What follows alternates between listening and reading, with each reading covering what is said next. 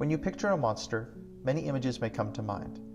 Bloodshot eyes, curved, hairy horns, warped faces and voices, an intangible manifestation of your every fear made into the form of a creature whose sole existence is to hurt. The monster, as we understand it within the storytelling, is an extremely significant and prevalent archetype and can be found in all genres of fiction and non-fiction storytelling. They can, either literally or figuratively, be catalysts for character development or destruction. However, what if the premise of a monster, that embodiment of all things destructive and distorted about our world and humanity, wasn't so simple? What if our fitting of monsters into this binary of objectively evil or good does a disservice to the humanity which many of them contain? Throughout our class, from page to screen, we have read and watched 4 stories with various depictions of characters which fit into the monster archetype. These include Polyphemus from Homer's The Odyssey, Caliban from Shakespeare's The Tempest, Frankenstein's monster from Mary Shelley's Frankenstein, and the woman accused of witchcraft in Arthur Miller's The Crucible. The conception of monstrosity in these stories is intrinsically tied to a moral binary, framing these 4 characters as morally reprehensible by the characters around them. However, we'd like to argue that their morality is not so black and white, and their outwardly evil perception, and sometimes their distorted physical appearances, are not reflection of a base, irredeemably nature. These monsters resemble humanity more than other human beings in their stories. They commit atrocities like humans, they love and desire like humans, they make human mistakes, and their motivations are never so rudimentary as inherently desiring chaos. First is Polyphemus, from Odysseus' complicated journey home. After landing on the giant Cyclops' island, Odysseus and his men make their way to the large creature's lair, where they ask him to grant them a gift as they are visitors in his home, and respect towards guests is rewarded by Zeus. However, Polyphemus refuses, stating, "You order me to fear the gods. My people think nothing of that Zeus nor any god. I do the bidding of my own heart." There is no doubt that Polyphemus had bad intentions for these men. They were intruders in his home, demanding gifts when he owed them nothing, and he retaliated with violence. Odysseus frames him as a monstrous creature. The creature is described as reckless, lacking in custom, and is almost uncivilized. Thus, the characters feel justified in their treatment of him as a lesser being. Polyphemus is a cyclops, a one-eyed giant, and is framed in animalistic ways. Polyphemus retaliates against the men, killing and eating several of them. This is an undeniably evil act, but arguably as barbaric as many of the Greeks in the story. The culture of war and social conventions of ancient Greek men often rewarded barbarism and violence. Warriors ransacked villages, raped and pillaged women and towns in their conquest, and Odysseus and his men are not excluded from such norms. It is with characters like Polyphemus where this same consideration isn't afforded. Polyphemus was a social outsider, a strange-looking half-breed which scared humans and who does not believe in the same gods. Thus, he was not afforded any consideration as anything but a villainous monster. Our next character is Caliban from Shakespeare's The Tempest. Caliban is one of the most complex figures within the play's narrative, as he embodies the archetype of the monster while simultaneously challenging its traditional implications. He is portrayed as uncivilized and morally depraved by those who seek to dominate him. However, when taking a closer look at his character, we can find an origin for his monstrosity, making it not so black and white but morally gray. Caliban's monstrosity is a product of colonial oppression, a reflection of his trauma, and a direct response to the violence he has suffered, rather than an innate evilness. From a post-colonial perspective, Caliban represents the indigenous subject whose land has been taken by Prospero, the European colonizer. His monstrosity is not inherent, but rather constructed through Prospero's language, which casts him as unworthy and deviant. An example of this is seen when Prospero claims to have civilized Caliban, teaching him language and making him know thine own meaning. And as a result, Caliban resents him and responds by saying, "You taught me language, and my profit on't is I know how to curse. The red plague rid you for learning me your language."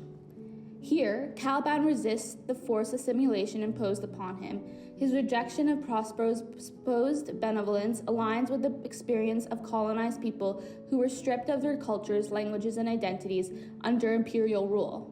His monstrous portrayal, then, is not a reflection of his moral depravity, but rather the dominant power structure.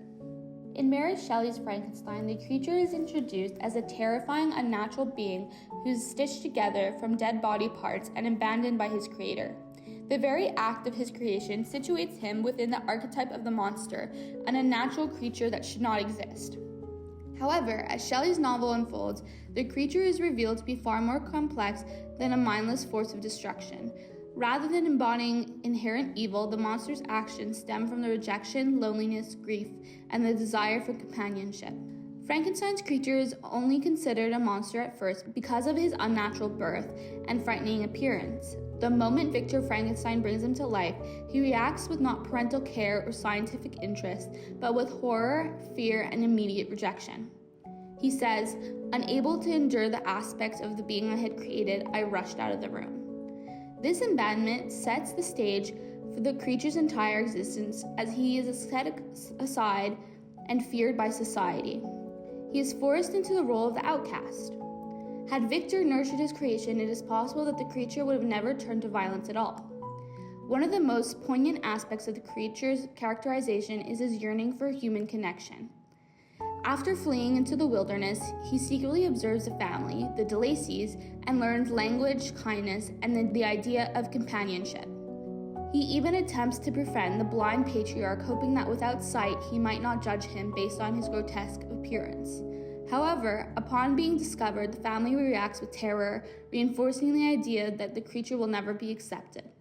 The monster's pain is expressed in one of the most famous lines: "I am malicious because I am miserable. I am not shunned and hated by all mankind."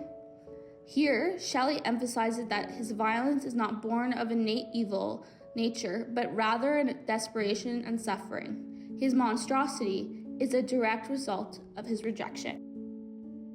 Finally, there are the almost innumerable women accused of witchcraft in Arthur Miller's play The Crucible. In this story, monstrosity is not pinned down to one character, but is an epidemic in the town of Salem. Everyone is convinced that the women around them have some sort of history of witchcraft, and it is a conspiracy which all of the women are subjected to. A witch is a woman who has done a deal with Satan against the will of God, and conjures spells to bring about death and destruction among his followers. In truth, none of the women were actually witches. Any acts of witchcraft were pretend, or brought about by a panic frenzy, resulting in dozens of false accusations and the execution of over 70 falsely accused women. In The Crucible, the monster at the core of the story is an illusion. The people of Salem are gripped with a religious fervor and paranoia after several children fall ill. This is after Abigail Williams leads several other girls and a Salem woman named Tituba into the woods to attempt a ritual to kill Elizabeth Proctor. Abigail was Proctor's servant, but after an affair with her husband John, she kicked Abigail out of their house. The events of the play, the hysteria, the accusations, and the hangings, are brought about from a human desire for revenge. As John Proctor states, "I'll tell you what's walking Salem. Vengeance is walking Salem. We are what we always were in Salem, but now the little crazy children are jangling the keys of the kingdom, and common vengeance writes the law." In truth, no woman was a witch, nor brought actual harm against any children.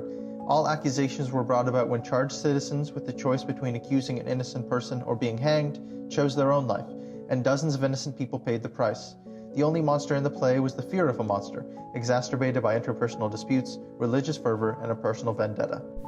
In conclusion, the quote-unquote monsters at the core of these stories are constructed by other characters and framed as monsters for all to see. In reality, many of them are broken people, complex personalities, or just complete innocent bystanders engulfed in a plot of fear, panic, and revenge. None of them are so simple as being an undeniable evil or a completely malicious force. While many of them are foils or antagonists, this is often a result of the main character's own morally ambiguous or negative behavior towards them.